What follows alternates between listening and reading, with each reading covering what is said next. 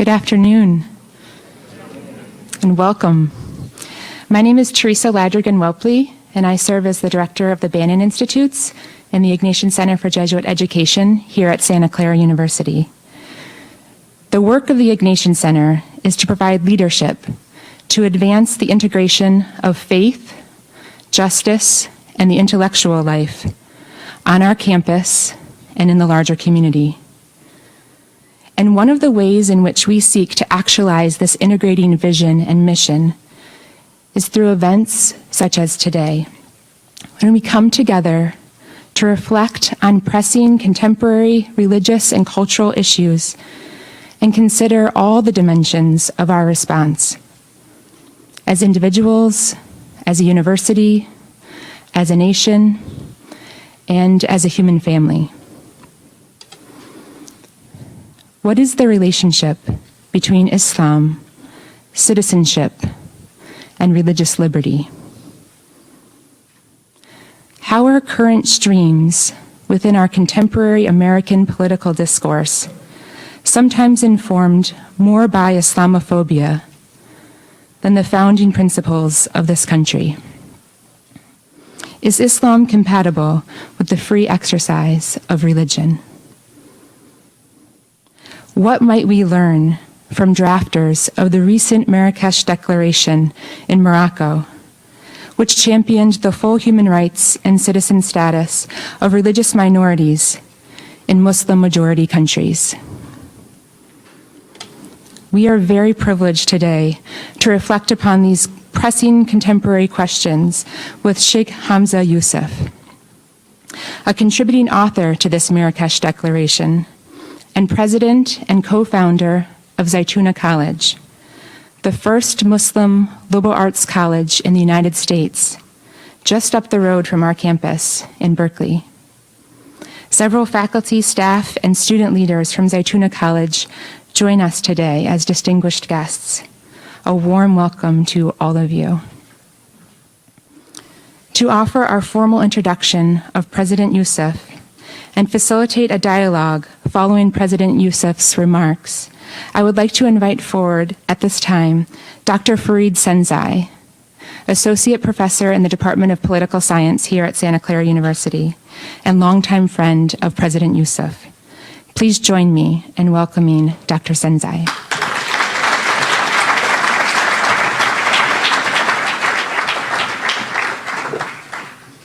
Thank you, Teresa. It is an honor and a privilege to welcome all of you here this afternoon. Our discussion today on Islam, citizenship, and religious liberty couldn't be more timely. Today, the relationship between Muslims and non-Muslims is at an important crossroads, a time when tensions are high and the very place and identity of Muslims as citizens in America is being put into question.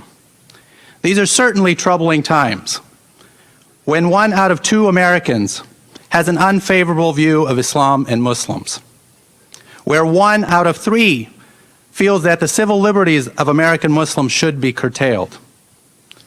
Amidst a ratcheting up of divisive rhetoric that we're hearing during the presidential politics and the debates that are taking place, we're also seeing criminal threats against mosques, harassment and bullying of kids in schools, and violence targeting citizens simply for being Muslim.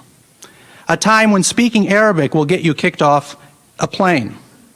Or for instance, the North Carolina man that used force against a Muslim woman on an airplane, he walked up to her and said in effect, "Take that hijab off, take that thing off.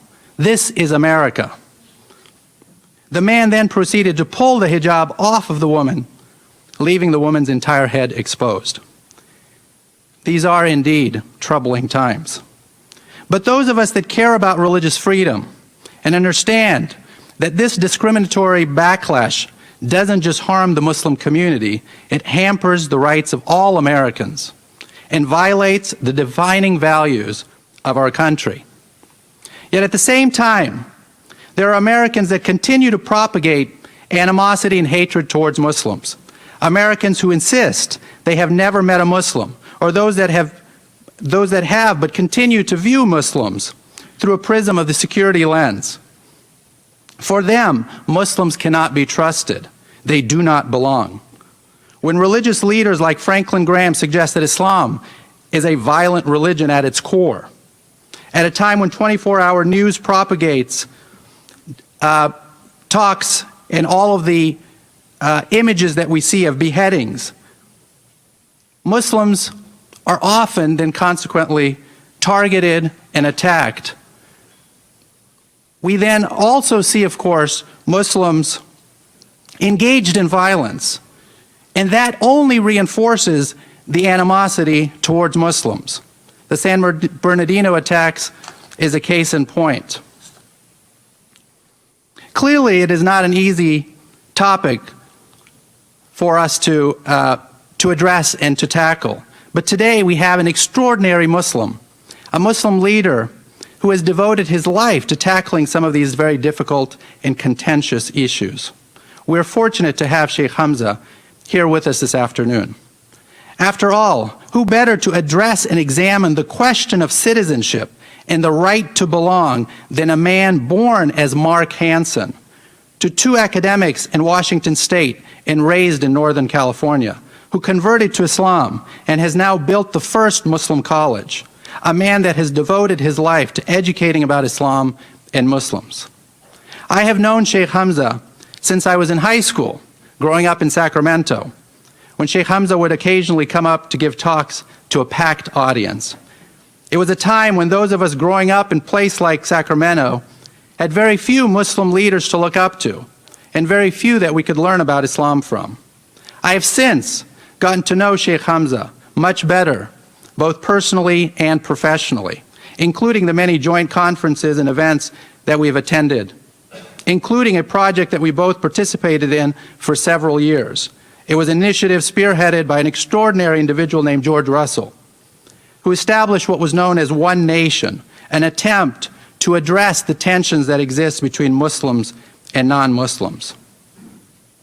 It's also had a distinct pleasure of serving, and I also had the distinct pleasure of serving on the initial board of Zaytuna College when the school was initially launched, and then later as a member of the Academic Affairs Committee when the college began to establish its first round of classes.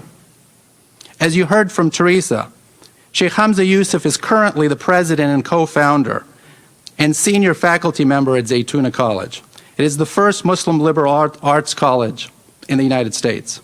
He's also an advisor to Stanford University's program in Islamic Studies and the Center for Islamic Studies at Berkeley's Graduate Theological Union. Shaykh Hamza serves as a member of the board of advisor of George Russell's One Nation program. He also, in addition, is the vice president for the Forum for Promoting Peace in Muslim Societies, which was founded and currently presided over by Shaykh Abdallah bin Bayyah, one of the top jurists and masters of Islamic sciences in the world. Most recently, Shaykh Hamza contributed to the writing of the 2006 Marrakesh Declaration in Morocco, affirming the rights of religious minorities in Muslim-majority countries. He also met with Pope Francis in Rome to discuss the implications of this declaration. Shaykh Hamza Yusuf will speak for 30 minutes this afternoon, followed by a brief dialogue, and then we'll have time for question and answers.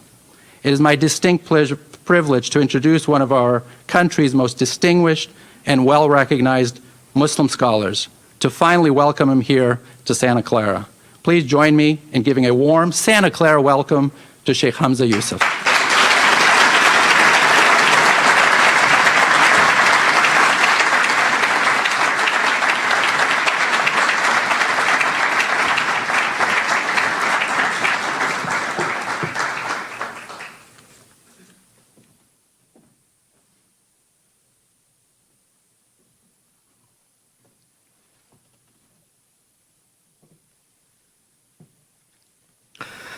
Bismillah ar-Rahman ar-Rahim. In the name of God, the most merciful and the most compassionate. Alhamdulillah, praise be to our Lord, and peace and prayers be upon our Prophet and upon all the prophets. First of all, I really want to thank the college for the university for inviting me. The Bay Area is I think, one of the intellectual hubs of the United States. We're also a very odd assortment of ideas. Some of the craziest ideas come out of California, but also some of the most interesting and progressive. Just to give you an example, I was inspired by the fact that we had the largest solar installation in the world back in the late 70s. And out of just passing by there one day, I was so inspired by it that I asked a friend of mine to see what it would take to get Mauritania completely energy independent with solar panels. And he did an incredible project for me, and I ended up presenting that to the government in Abu Dhabi. And from that came the largest solar installation in West Africa, which is in Mauritania, which is providing 10% of the energy to the state of Mauritania. And we opened that 2 years ago in Nouakchott. As you fly into Nouakchott, you see just this incredible, massive array of solar panels. My point being that California is an inspiration for some of the most creative thinking that we have. And it's the Bay Area in particular is a place where I grew up. And I think in many ways my religious understanding is informed by my early experiences in an incredibly tolerant place. Our main city is named after St. Francis, who is attributed by the Franciscans with ending the Crusades, and actually met with the Muslims in Egypt, and they were very impressed with St. Francis. He convinced the Pope to allow, instead of going on crusades, to allow people for penance to actually make a pilgrimage to Assisi, where he was. We're also a state that's named after saints, despite the fact that in many ways we're probably one of the most sinful places in the world. But those saints, like Santa Clara, are reminders, nonetheless, of what this state was founded on. It was founded on a deep and profound religious belief from people that brought a great religion to people that, I mean, these are all arguable and debatable points today, but in many ways benefited from that tradition. So I want to talk about citizenship, which is an interesting concept because in the Islamic tradition, citizenship, the actual word in Arabic for citizenship is muwatana. And a muwatan is a citizen. Watan is the place you're born. And historically, citizenship is conferred upon people based on birth. You can be naturalized, but it's a birthright. If you're born in a place, historically, you are a citizen of that place. One of the interesting verses in the Quran is that the Quran swears by the city of Mecca, and it says that the Prophet was a lawful citizen of that city. In other words, that he had a birthright by being born into that city. He had a right to be there, and he had a right to think freely, and he was being wronged and oppressed. And so citizenship is a birthright, but it's also related to the idea of suffrage or enfranchisement, the idea that we can actually participate in our government. And this idea is a relatively new idea. Arguably, the Greek concept of citizenship does not have a lot to do with the modern concept of citizenship because it was for free Greek males in a society that was largely driven by a slave labor force, and women were certainly not part of the citizenry. But it was also, interesting enough, our first historical account of what we would call today a direct democracy, because the citizens were not passive citizens, they were active citizens. They actually had to participate in government. They had the responsibility of participating in government. And that's something that in our culture, many people do not have any sense of civic duty. I'll give you an example. For years, I got off of jury duty. And most of us find ways of finagling ourselves out of jury duty. But at a certain point, I actually realized I never want to be judged by a jury that needed the $10 a day that they give you for being on jury duty.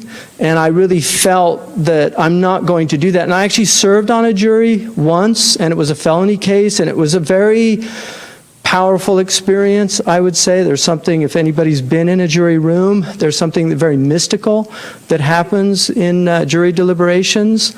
But civic duty was considered, when this country was founded, something very important. But again, it was free propertied males, and they were basically largely Anglo-Saxon. So our idea of citizenry, even in this country, has evolved and changed. The suffragette movement, which was a very powerful movement, to enfranchise women and allow them to fully participate in the government. The idea, and this is a Kantian idea, oddly enough, as well, as enlightened as he was, the idea that a citizen should be somebody who was actually independent and not an employee, an employer. They should be independent in their means in order for them to be involved in government, because they would have more of a sense of obligation, and they had more responsibility and more concern about the government because it would affect them. And they didn't feel that people that were uneducated or were not propertied or were not independent should be involved in making decisions that would affect laws that would in turn affect those people that were independent. So this was a debate. My point in all this is that citizenship has been it's a debated term, it's a contested term to this day, what it means to be a citizen, what are the rights of citizenship, what are the obligations, the duties. We have a Bill of Rights, but we don't have a Bill of Responsibilities. In the Muslim world, you largely had what was known as al-hakim and al-mahkum, the ruler and the ruled. The idea of being a subject was the normative experience for most people in most parts of the world for centuries.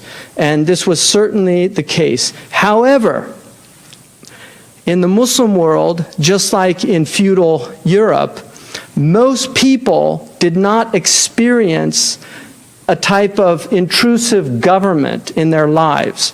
In some ways, today, the government is far more involved in our lives than they were in pre-modern societies. Leisure time in pre-modern societies was much greater. I'll give you an example. I lived with Bedouin in the Saharan desert. And the Bedouin are completely free people. They are self-governing by and large. They live in tribal units. Their lands, even nomadic people's lands, are very well known and demarcated. They know if people infringe upon their lands, it'll create conflicts over water and other natural resources, like grass, because grazing rights are very important to that. One of the things the Prophet said is people share grazing. So the right to graze your animals is kind of a universal right in the Islamic tradition. But many parts of the world, peoples lived without government.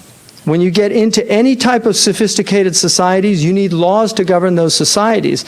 And hence, citizenship is a concept that emerges out of that. And this is why Aristotle talks a great deal about citizenship.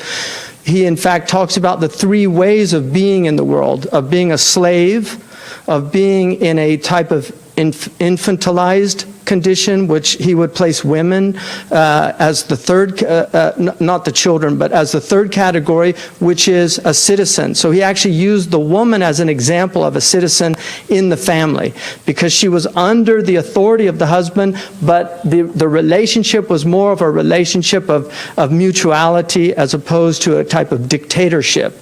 The children were in a situation of a benevolent despotism, and then the servants were in the situation of slavery. He argues that these are the three ways that human beings exist in the world. They exist as citizens, they exist as subjects of benevolent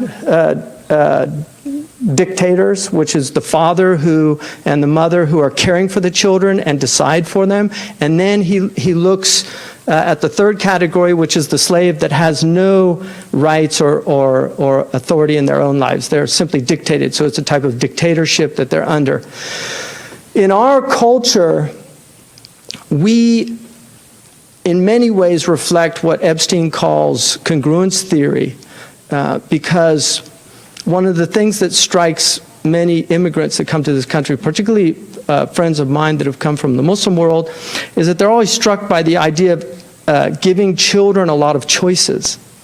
So for instance, I have Arab friends that cannot believe that American parents will ask their children what they want for dinner. Because in many, many cultures, the children are subjects. They simply get dinner and they have to eat it. Whereas here, what would you like for dinner, dear? Now, interestingly enough, according to Epstein and congruence theory, that is necessary for a democracy to thrive and survive. Why?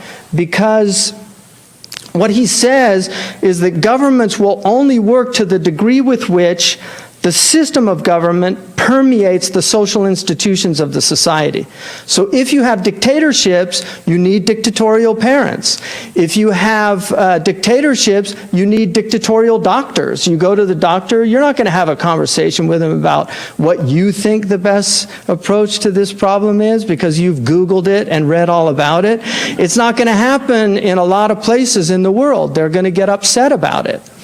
And the same with the teachers. I have a friend from, I'll veil the country with charity, but he was in a Muslim country, and he told me when he was a young boy, the teacher was telling him the pig is haram. And he raised his hand and he said, "Why is the pig haram?" And he said that the teacher came up to him and said, "Put out your hand," and he whacked him. And he told me that he learned never to ask a question from that day forward. That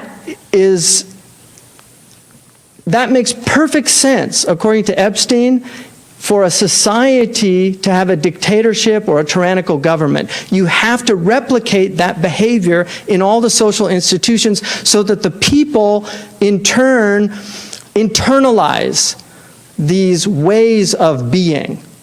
If you want to see one of the most extraordinary talks you'll ever see, I would watch James Baldwin's debate with William Buckley at the Oxford Union. And one of the things James Baldwin says is that very early on, a black child learns what it means to be black in America. But he says what also happens is that white people learn what it means to be white in America. That a lot of us are unaware of how we internalize social systems that dictate to us ways of being. And what he argues in that debate and why it's so powerful is that white people are as much a victim of racism as black people are. That he got the longest standing ovation, according to the BBC man, that he'd ever seen at the Oxford Union after that address. So Epstein's argument is very relevant to our situation now in the Muslim world, which has social institutions that are unfortunately very tyrannical. People, unfortunately, associate that with Islam and think somehow this must be Islam because they're all Muslims and all those governments are horrible. They tend to forget that, for instance, in West Africa, Senegal is a democratic government. Senegal is actually an incredibly liberal society with their religious conservatism. They are a very wonderfully functioning society. Malaysia is another example of an incredibly multicultural society that has Islam as the constitutional religion, despite the fact that it has Hindus, it has Buddhists, it has animists, it has what are called the orang asli. You know, orangutan in Malay language means jungle man. Orang is man. So Orang Asli are the original people, the Aboriginal people who live in the jungles. They're animists. They're in Malaysia. So this is a multicultural society. Or Turkey, which despite the tensions that are going on right now, Turkey has been a democratic society for a considerable amount of time. Iran definitely has Vilayat al-Faqih, and there are certain things in their constitution that would, I think, cause people here pause. But lest we forget, Iran today, compared to the American experience 200 years ago, is an extremely progressive society. And so I think one of the things that we tend to do as Americans is project on the world our view of the world. When we were Christian, we had a civilizing enterprise of proselytizing Christianity, and in particular Protestant Christianity, around the world. Hence we have the American University in Beirut. And the Protestants went around the Muslim world establishing these centers. Now that we're a capitalistic society, we go around with liberal democracy as the idea that we want to convert everybody to this.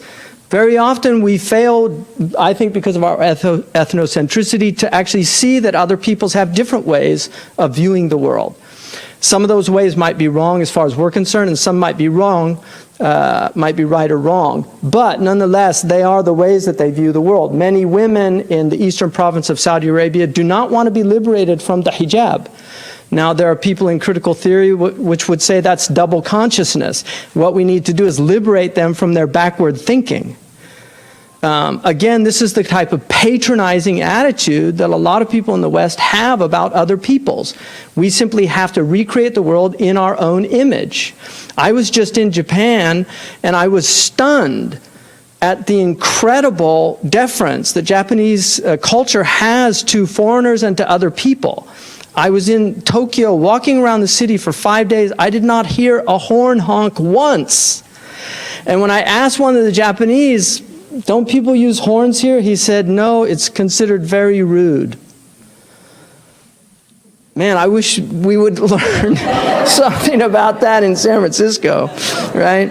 Because I have what they call a vasovagal response for the doctors in the room. You know, like I go through the roof. If somebody honks the horn, my kidneys just literally go through the roof. So I really appreciated the quietness. And everybody was so, like I held a elevator for people on a few occasions, and they run and say, so sorry to keep you waiting, you know, and they're like bowing, and I'm like, wow, you know, that's for keeping the elevator door open, you know. What happens when you do really something for them? Really wonderful culture that I think has retained some of the beautiful things of traditional society. And in many ways, we in the West have lost many of these things because of the negative aspects of tradition. The Muslim world is still profoundly theocentric. Even secular Muslims we have words like goodbye, which used to mean God be with you. We don't really have the type of words in our culture that are informed from a religious perspective. My father constantly used Godspeed whenever he would say goodbye, because that was something that was said when he was a young man in this country. Godspeed, you know, go with God. The Arabs or the Muslims say, fi amanillah, go with God. One of the things that's really interesting about that, you know, we called this rocket the Challenger. Muslims would never do that. I mean, calling a rocket the Challenger is, for a Muslim, insanity. They write things like, may God be with us. You know, when you get on an airplane, on all the airplanes, it says like, Bismillah, fi amanillah, alhamdulillah. They put like God's name and asking for a safe journey, not like Challenger. Like, who are you challenging? Because, you know, so that the Muslim world is profoundly theocentric, and for that reason, Islam, and I was happy to see this in this week's Economist, Islam still must be part of the solution for any of the problems facing the Muslim world. in no foreseeable future can Islam be relegated in the way that much of religion has been relegated in Europe. Less so, but nonetheless to a large extent in America also.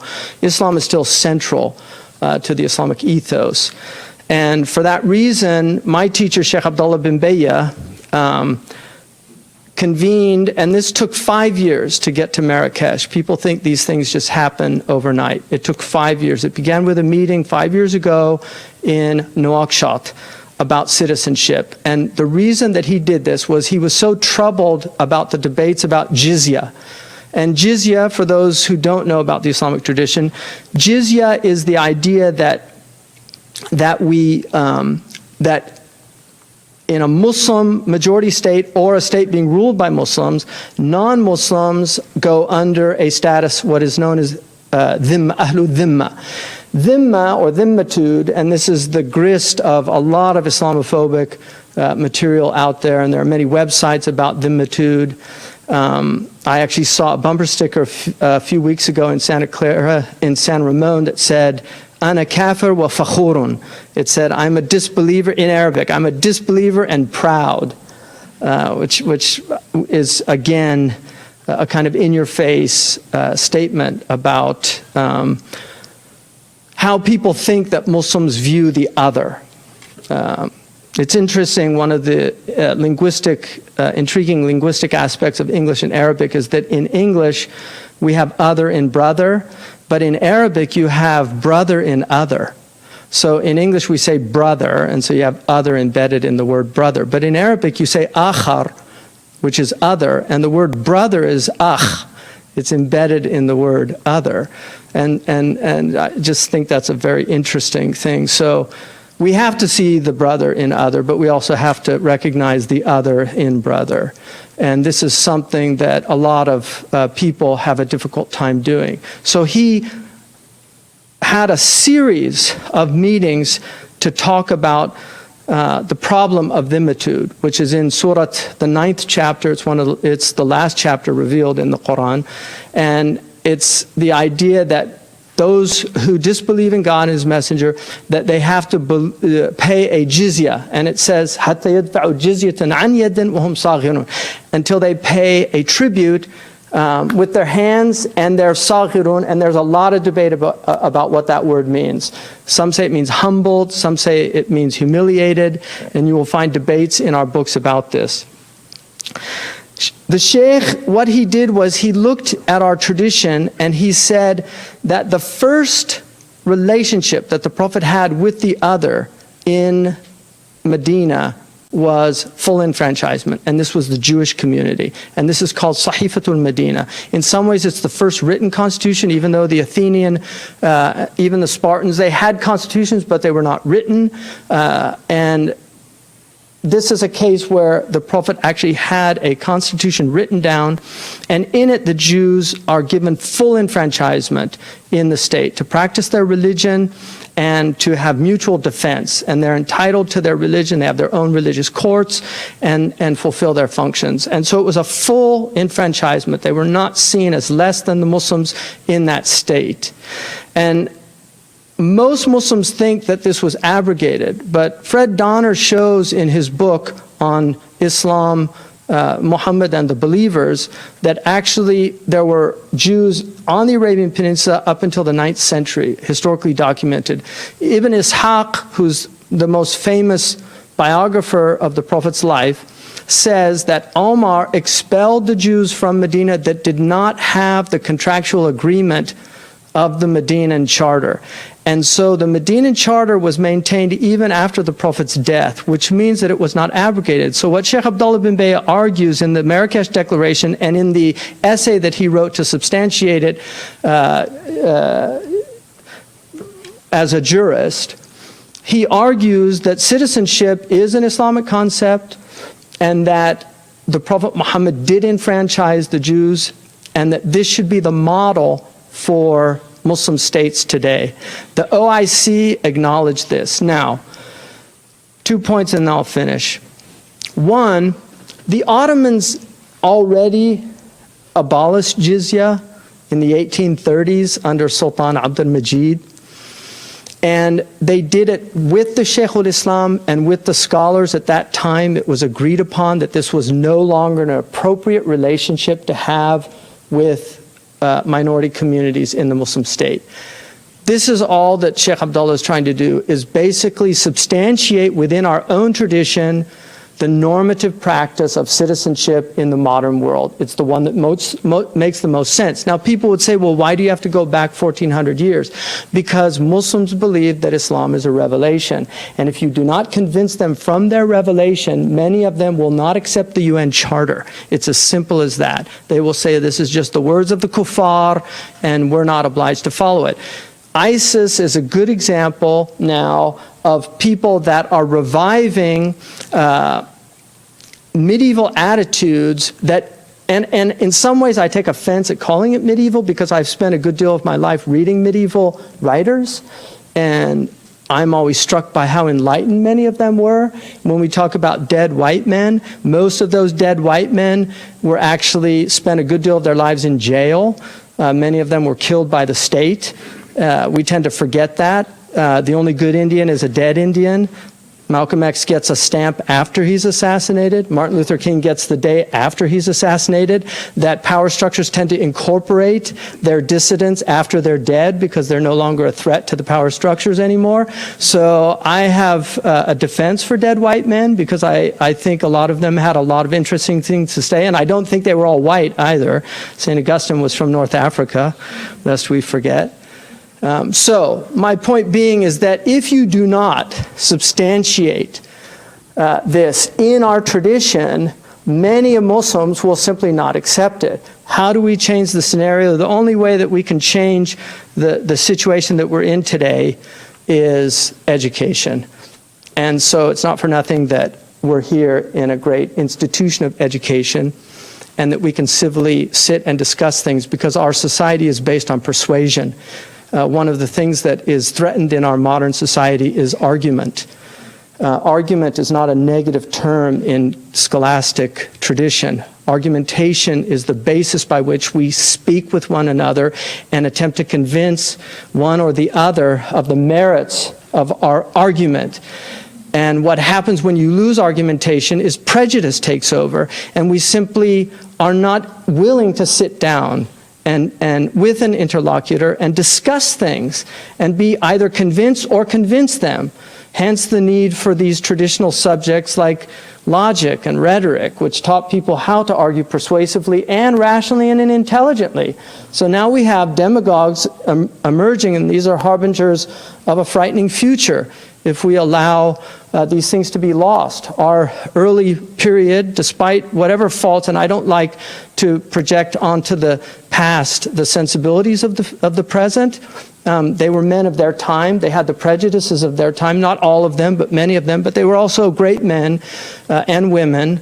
We should never forget some of the great women of that time. Certainly, John Adams' wife was a brilliant woman, Abigail, and if you read how she raised her son, John Quincy, great and brilliant American president, you recognize the incredible merit of that woman. But it's just important not to always project onto the past. They were men of their time and they had their faults, but they also had things to tell us today. And I think we ignore them with great danger and peril. So, having said that, I'll just end with one thing. Is religious liberty incompatible with Islam? The only real answer to that is, who's Islam? I think for many people in the Muslim community in the past and the present, in some ways, religious liberty as it's defined in the modern world is incompatible with their version of Islam. The Islam that I embrace, which I believe is normative Islam, I do not believe religious liberty is incompatible with Islam, and I think I could make a very powerful argument. I certainly think I could do it from the Quran, and I'll leave you with 3 verses. The Quran says, وَلَوْ شَاءَ رَبُّكَ لَآمَنَ مَنْ فِي الْأَرْضِ كُلُّهُمْ جَمِيعًا. Had God wanted, everyone would have believed in the world. In other words, He gave you free will. And then it says, أَفَأَنْتَ تُكْرِهُ النَّاسَ حَتَّى يَكُونُوا مُؤْمِنِينَ. are you going to coerce people into believing? Because all you do when you coerce people into believing is create a religion filled with hypocrites.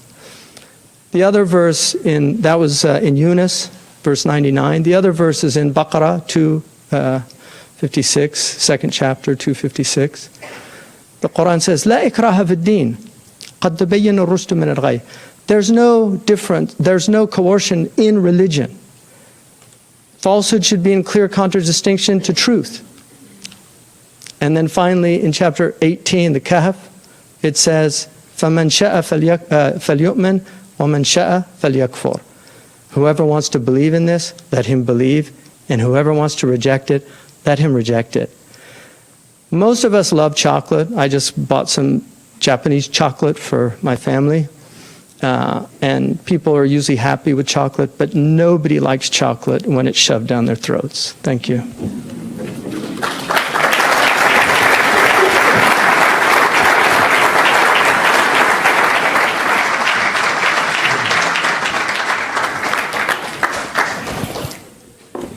Well, thank you so much, Sheikh Hamza. I think a lot of questions were raised.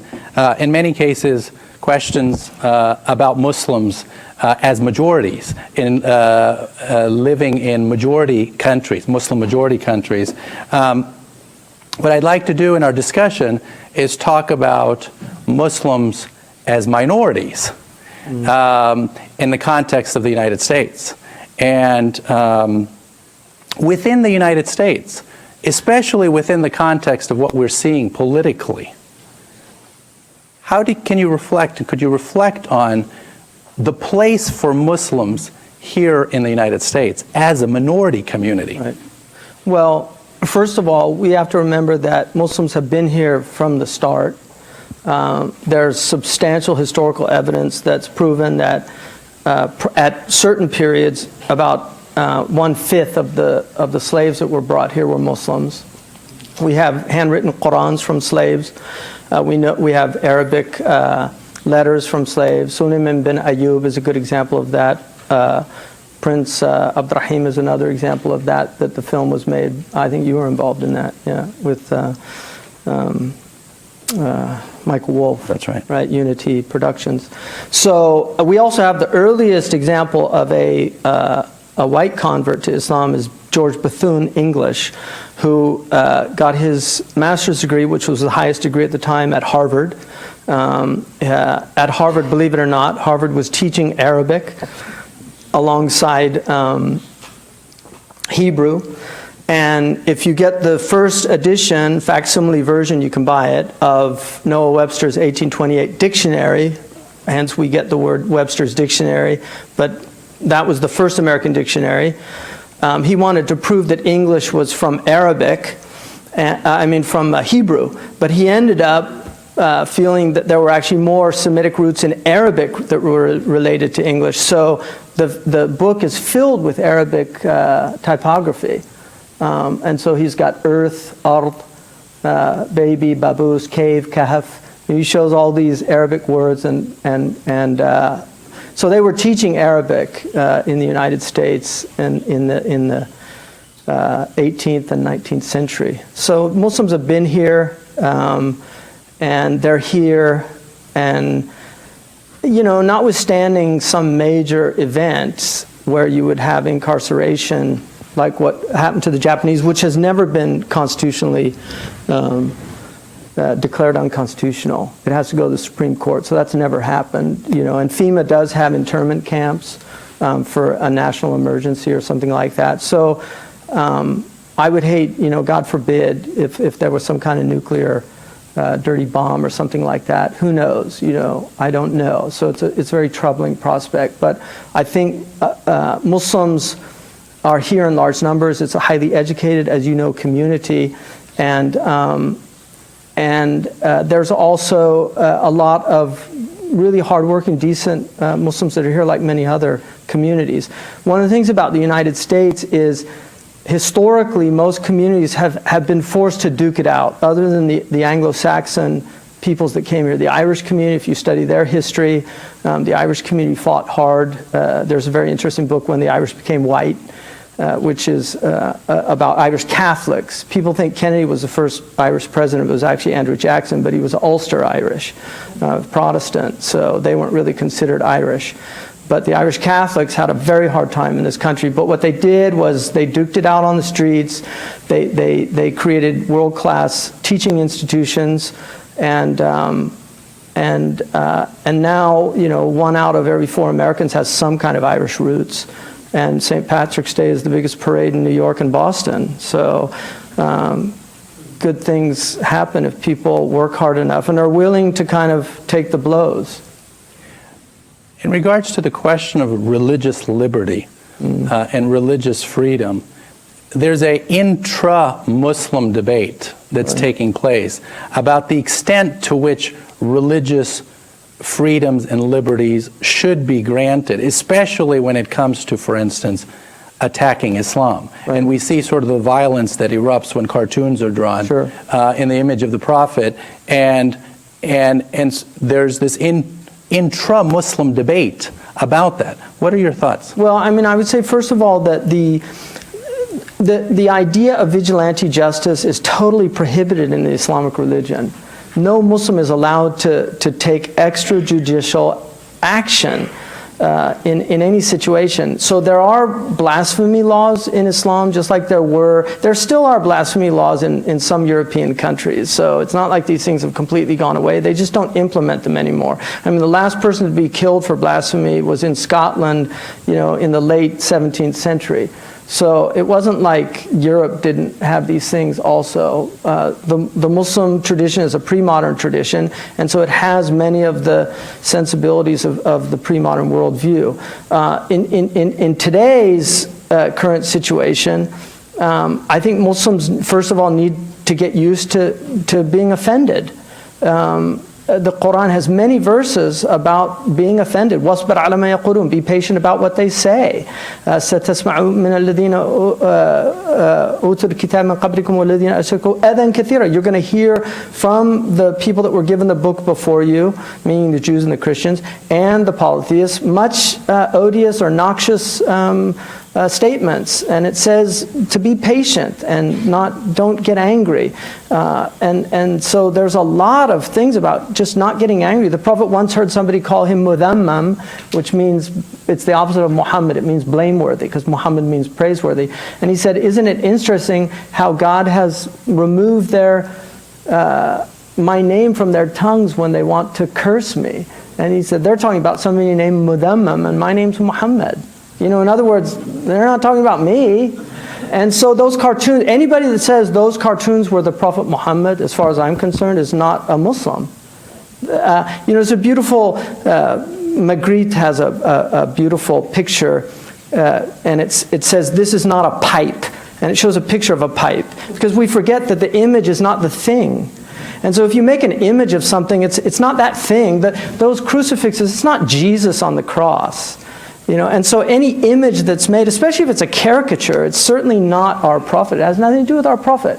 And then Muslims have to ask themselves, have you contributed to the drawing itself? Has your behavior contributed to the perception of this religion? So when Muslims do heinous things, unfortunately, Islam gets blamed. And with Christianity, that's not the case, because we're in a society where Christians are fully enfranchised. I know some people would debate the war on Christmas and things like that, but Christians are enfranchised. So when one Christian does a crazy thing, all the Christians aren't blamed for it. But unfortunately, we're not in a situation where Muslims are fully enfranchised in this country. So when one Muslim does a crazy thing, Islam is blamed for it. I mean, a lot of these people clearly have mental illness. I mean, the man that flew the plane into the IRS building after writing a serious political screed, he was just considered a crazy white guy. But if his name was Muhammad, that would have been a terrorist act. It's as simple as that. So, the Arabs say your preposition works and mine doesn't. Like you have different grammatical rules than I do. Santa Clara University, as you know, is the oldest institution of higher learning in California. It's grounded in the Jesuit tradition of educating citizens and leaders of conscience and compassion to build a more just and more humane world. Can can you reflect on your mission at Zaytuna College, especially within the context and rooted in Islam? What are your hopes in achieving in embarking on this initiative? I mean, I would say that the Catholic and the Islamic tradition share a lot of things. The central thing that they share is a profound dedication to education. But another thing they share is a profound dedication to the instrumental arts. By art here, I mean power, the ability to do something. Historically, the instrumental arts in both our traditions were the language arts and the number arts, the qualitative and quantitative reasoning. And so in the language arts, it was grammar, logic, and rhetoric. There's a wonderful fresco by Botticelli of a student being led into the other 6 liberal arts by grammar. And it's personified as a beautiful woman, and overlooking them is prudentia, or wisdom. And one of the things that we don't realize is that language is incredibly complicated. When we speak, I mean, I was in a hotel recently, and we asked for, somebody asked me what I wanted. I said an omelet with everything except the meat. And so the omelet came with everything, with nothing but the meat. And the reason is the person's English was limited, and the concept of an exception, using except, is actually a complicated concept in language.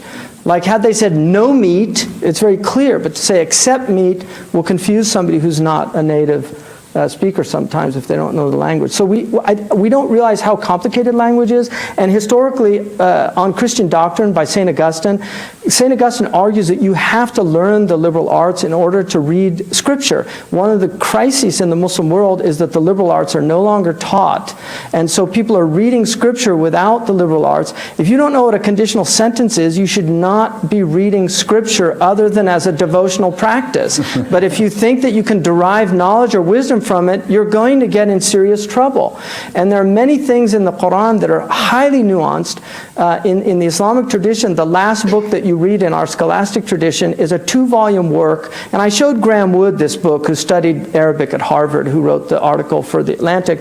It's a 2-volume work just on the particles and prepositions in Arabic, and how difficult they are. There are several, just fa in Arabic in the Quran has several possibilities. There's something called fa as-sababiyya, which is the causative fa. There's there's a fa that is related to, it happens after time has transpired. It's a conjunctive fa that happens after time has transpired. So every sentence in the Quran, in the Catholic tradition, they used to study the sentencias, which were the sentences. They studied this in seminaries sometimes for 10 years. This is a book of sentences because there's so much sophistication in great writing, especially inspired writing by great theologians.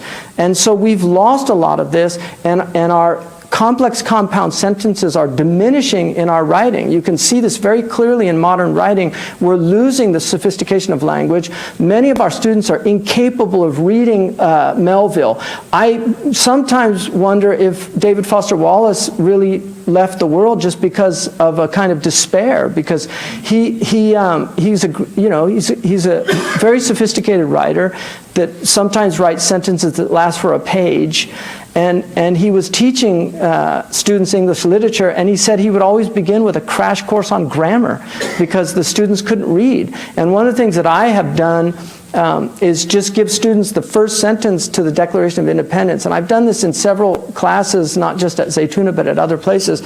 And out of 50 students on average, 3 or 4 actually get the main clause of that sentence because they're unable to identify the difference between a subordinate and a main clause. We've had a war on grammar for about 50 years. It's literally been a war on grammar. And grammar matters. Let's eat grandma. Without that pause, we could become cannibals, right? So, commas are a matter of life and death. We'll open it. We had some questions that were written down. We can take some more as well. If you have them, please put them on the cards.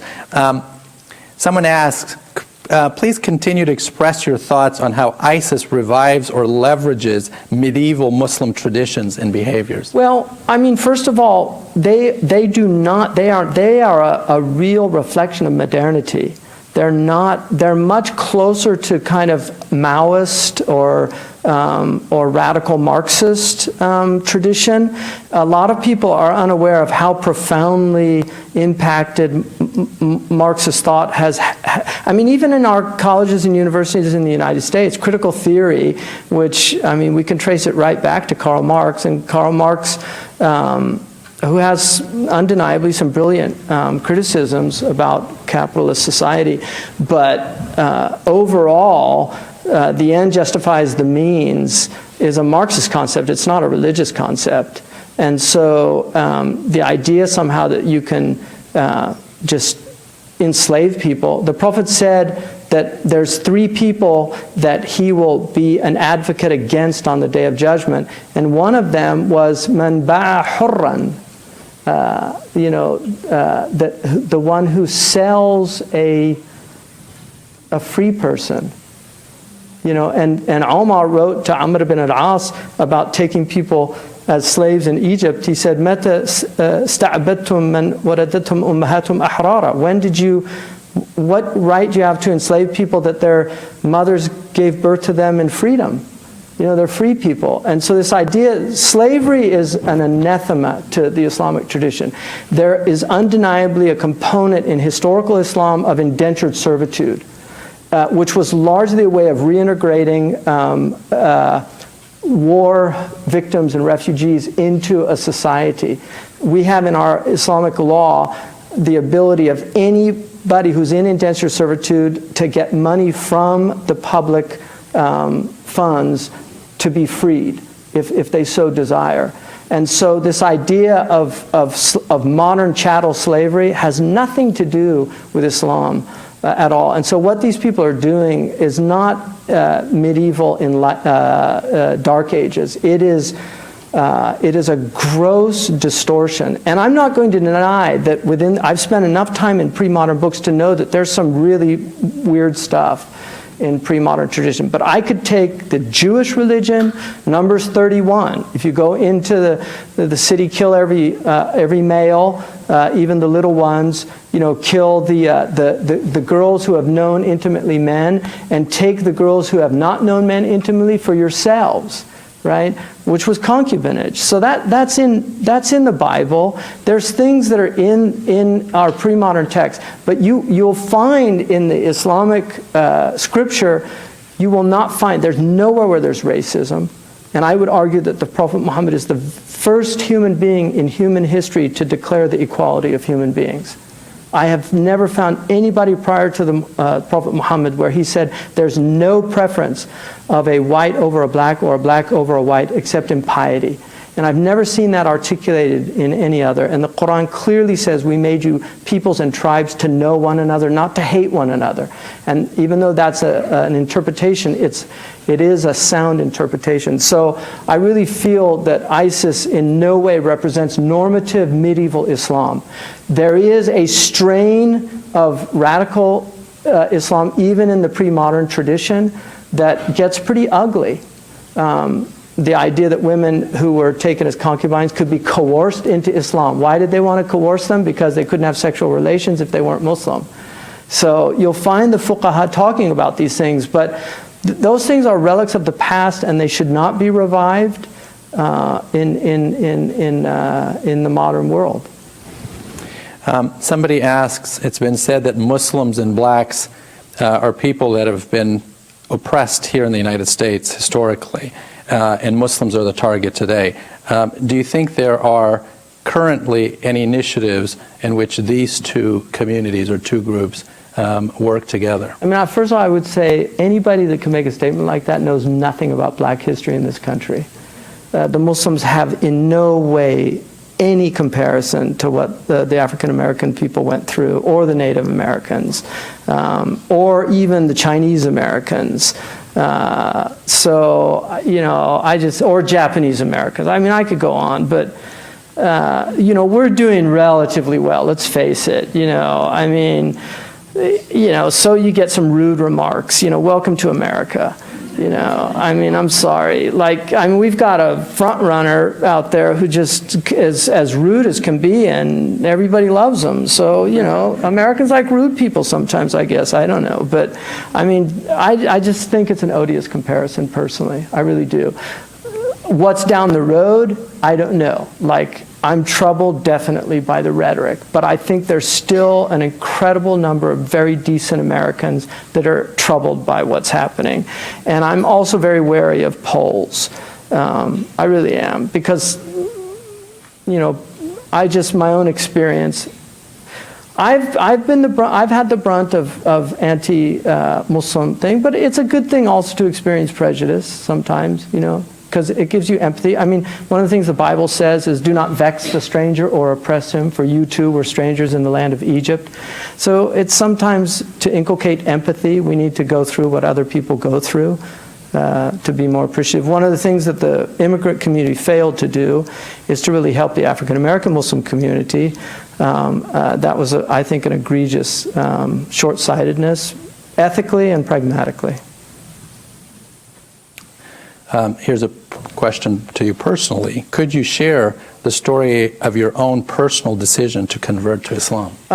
For me, my mother raised me, even though my great-grandfather built the Greek Orthodox Church that's on Valencia, and there's a plaque with his name on it. And I was actually baptized Greek Orthodox. I went to Catholic schools. My father was Irish Catholic. But my mother did tell me that religion is largely arbitrary. You tend to have the religion that you were born into, and so don't think just because you were born into this religion, it's the only truth out there. So she kind of raised us with that idea, and she took us to various religious communities. I went to a mosque when I was 12 years old in Redwood City. She took us to a mosque to experience, a mosque. I actually did wudu and prayed with the congregation. So she took me to synagogue. She took us to a Hindu temple. So I read the Quran when I was 17, and after reading several different scriptures, and the Quran was the one that really resonated with me, because one of the things I really liked about the Quran was I got all the prophets that I grew up with, I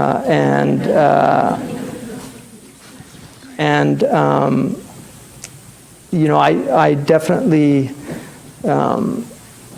I think the atonement story I never fully got, but I have incredible respect for Christian tradition. I have spent a lot of time in Catholic theology. I'm kind of an armchair Catholic theologian, I would say. I've read a lot of Aquinas, Augustine, and Joseph Pieper is one of my favorite writers.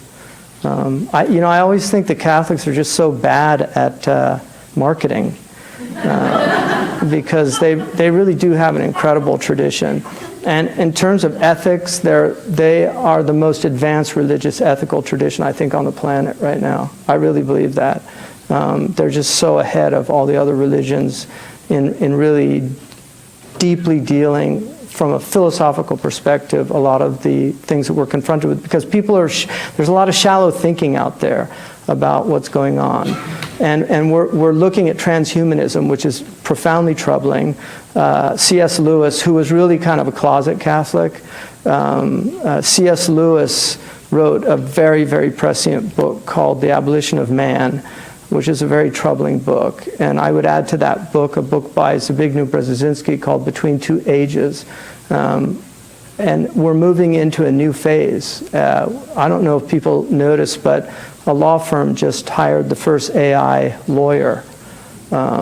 So it's happening, and it's happening at a very rapid pace, and we're not really thinking about the ethical implications of eliminating diseases. This was called eugenics in the Hitlerian project. We had a eugenics movement in the 1920s where they, in this country, they sterilized a lot of poor people and African Americans. So I think we really need ethicists, and we need ethicists that can think metaphysically and philosophically. And right now, the Catholic tradition is one of the few that I really feel is deeply rooted in a sound philosophical tradition to be able to grapple with these things in the way that they need to be grappled with. You had touched on this in your talk. Can you provide some examples in history where Muslim majority countries did in fact practice religious liberty? Muslims were historically way ahead, and I'll just give you an example. This is a recent book that just came out. It's called When Christians First Met Muslims, a source book of the earliest Syriac writings on Islam. This is a very important book by Michael Philip Penn. The reason it's important is because most Western Orientalism looked at Byzantine sources, and people forget that the Muslims defeated the Byzantines, so most of those sources were polemical. And so they would attack the Muslims and say horrible things about the Muslims in the same way that we said horrible things about the Huns during World War I when they weren't like the Nazis. And certainly the Iraqis in Kuwait, we know what they said about throwing the babies out of and then we found out that was a PR firm that coached that daughter of the Kuwaiti ambassador to say that it never happened. The Iraqis didn't pull any babies out, but this is polemic. In war, the first casualty is the truth, they say. And so in reading this book, I was struck by how the Syriac, the Christians loved the Muslims because they were liberated under them, because they were oppressed under the Byzantines. And so they were saying how wonderful the Muslims were and how incredible. And also Fred Donner, who is a world-class historian, showed in Muhammad and the Believers that there's no historical evidence that Muslims destroyed any churches in the conquest. He said there's no historical evidence. And one of the things we have in usul is called istishab al-ma'kus, which is a very sophisticated backward approach to a current situation. So traditionally you look at precedent and how it affects the present. So how the past, but there's also a way that jurists in Islam look at the present and how it informs us of the past. The fact that these great churches existed in Iraq for 1400 years and the Christians precede the Muslims in those places is proof that the Muslims always honored those. So the destruction of these churches is completely alien to the Islamic tradition. The Muslims did not forget their religion for 1400 years and then this enlightened group called ISIS suddenly realized here's the true Islam that we're going to implement. It's just complete nonsense. So these great churches that have been destroyed, this is one of the greatest crimes in our history. And unfortunately, they are a sect of people that claim to be Muslims. And it's going to be a blemish on our history. Just like the burning of the Church of the Sepulchre was a blemish on the Fatimids when they burnt it down and 70 years later caused the Crusades. But lest people forget, Muslims immediately rebuilt that church. And recently, Shaykh Muhammad paid for the renovation of one of the great churches in Jerusalem. So the Muslims, they honored the Christians. And I have 200 years ago, I have a book by Sawi in Egypt where he says, it's sad to hear so many Muslims saying, I wish I was a Christian, because the perks that the Christians got. The Armenians in Ottoman Turkey were called the al-Fadila. Before the Armenian crises, they were one of the most honored groups in the Ottoman tradition. And the same is true with the Jews. The Shabrut was what we would call a prime minister today under Abdurrahman II. So Christians and Jews and even Buddhists, the Barmekids were from Buddhist shrine keepers, the great Buddhist traditions of Central Asia. So the Muslims, they had multicultural, multi-ethnic civilizations. This whole idea that we're the first multi-ethnic civilization in history it's just stupidity. It's just a hallmark of our ignorance.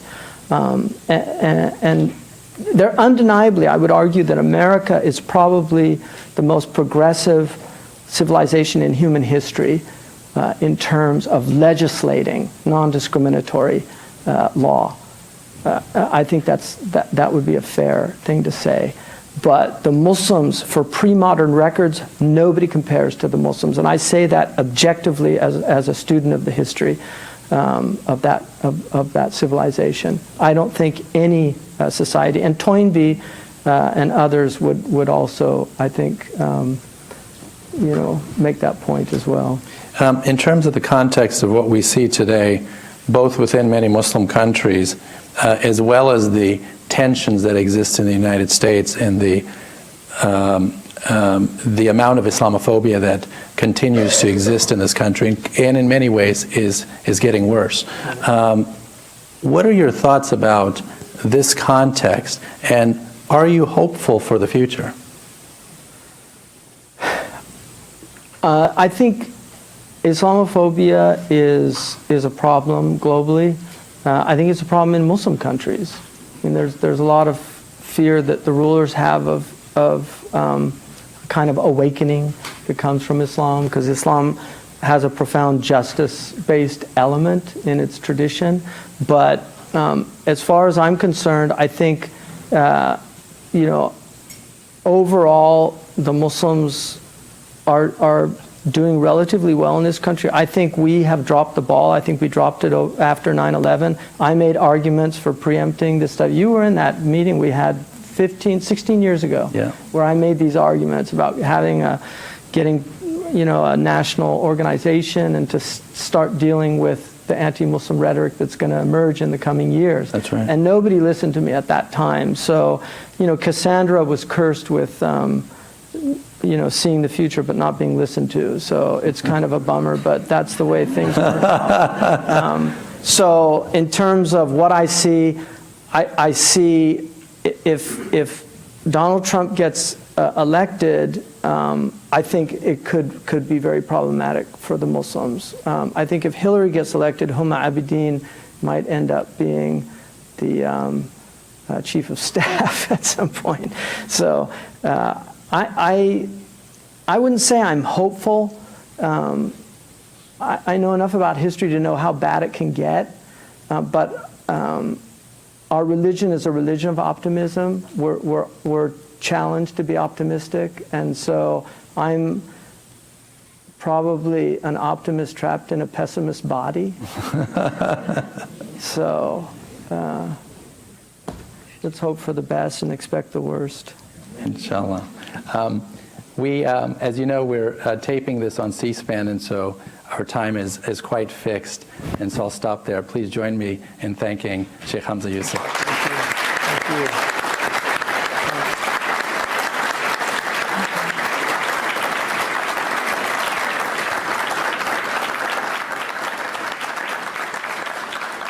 Shaykh Hamza, on behalf of Santa Clara University, we just want to extend our deep gratitude for your presence with us and your thoughtful engagement and reflection and entering into dialogue with our community. And thank you, Fareed, for your facilitation, and also to all of you for coming today to participate and for your thoughtful engagement. Please join me in thanking once more our guest. Thank you.